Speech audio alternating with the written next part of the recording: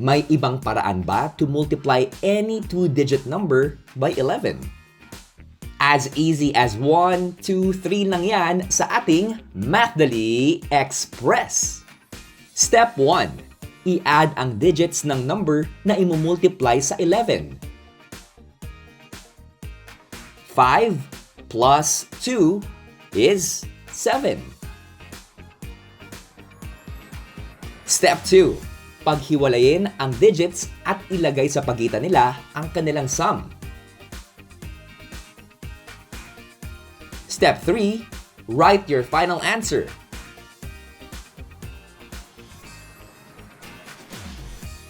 Ang 52 times 11 ay 572. Oh, MathDali lang, di ba? Sumubok pa nga tayo ng isa.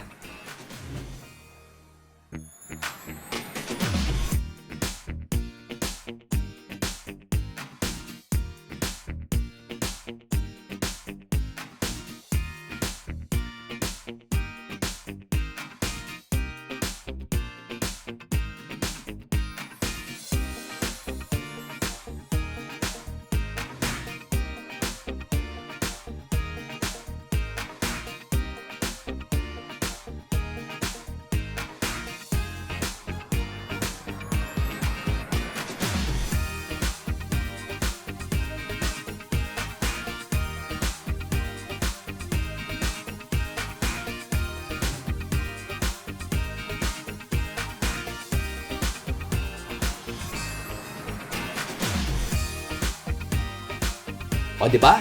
Solving can be as easy as 1, 2, and 3 sa ating MathDali Express.